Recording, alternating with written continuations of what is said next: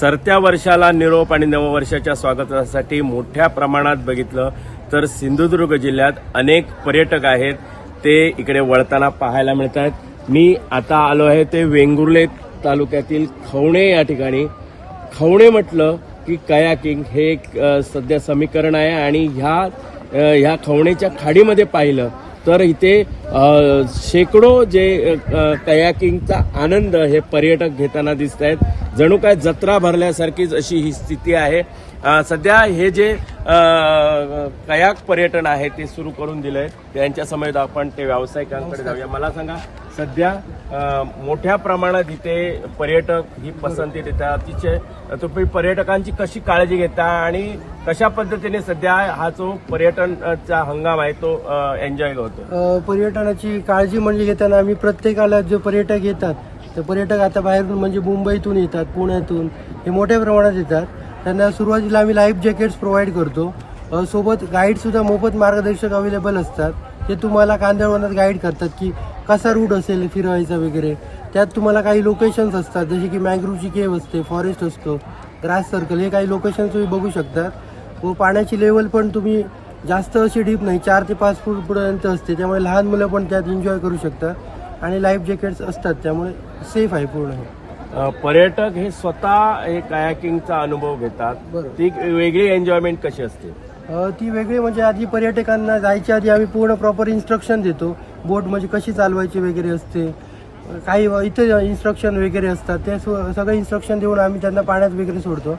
त्यामुळे ते मजा लुटतात या कायाकिंगची. निश्चितच आपल्यासमोर आत्ताच कायाकिंग करून आलेले पर्यटक आहेत. मला सांगा, तुम्ही नववर्षाचं स्वागत आणि सरत्या वर्षाला निरोप देण्यासाठी कोकणात दाखल झालाय आणि हे एक विशेष कयाकिंगची सफर तुम्ही अनुभवली. कशी होती? अनुभव कसा होता? चांगला होता, अतिशय चांगला होता. ॲक्च्युली आम्हाला जेवढं कळलं होतं बाहेरून त्याच्यापेक्षा पण उत्तम अनुभव आम्हाला इकडे आल्यानंतर जाणवला. त्यांनी सुंदर सोय केलेली आहे आणि आपल्या कोकणात असं केलं आहे त्याचा जाम अभिमान सुद्धा आहे आणि आम्हाला खरंच मस्त वाटलं. आम्ही ॲक्च्युली गोव्याला गेलेलो, पण गोव्याला ह्याच्यापेक्षा 3 पटीने पैसे देऊन करण्यापेक्षा बोललो, आम्ही माझ्या मित्रांना सजेस्ट केलेलं की आमच्या कोकणात पण आहे हे, बोललो आपण तिकडे जाऊन ट्राय करूया आणि त्यांना पण आवडलेलं आहे. इकडे आल्यानंतर इकडचे रेट पण खूप स्वस्त आहे गोव्याच्या मनाने आणि खूप चांगलं वाटलं आम्हाला. निश्चितच आपल्या समोर अन्य पर्यटक आहे. कसा अनुभव होता? स्वतः तुम्ही वल्लवून तुम्ही आत गेला आणि त्या खाडीतला अनुभव कसा होता? पहिलंच हे चित्र अनुभवलं होतं? मैं यहाँ पे पहली बार विजिट किया है मैंने. मैं अपनी फ्रेंड की फैमिली के साथ आई हूँ और एक्सपीरियंस बहुत ही अच्छा था क्योंकि एक तो जगह बहुत अच्छी है, गाइड वगैरह एवरीथिंग वाज गुड और चीप भी है उस हिसाब से. और मतलब एक्सपीरियंस मेरा बहुत अच्छा, ओवरऑल सब कुछ बहुत अच्छा है. फर्स्ट टाइम किया ये? हाँ, मेरा यहाँ पे एक्चुअली कोकण में फर्स्ट टाइम है. ये लोग पहले आ चुके, एक बार विजिट कर चुके हैं एंड इस बार मैं इन लोगों के साथ में आई. पुणे से आई हूँ मैं और एक्सपीरियंस सही था, अच्छा था, काफी अच्छा था. कितने दिन यहाँ रुकेंगे? हम लोग 4 डेज का ट्रिप है हमारा ओवरऑल. आज सेकंड डे है.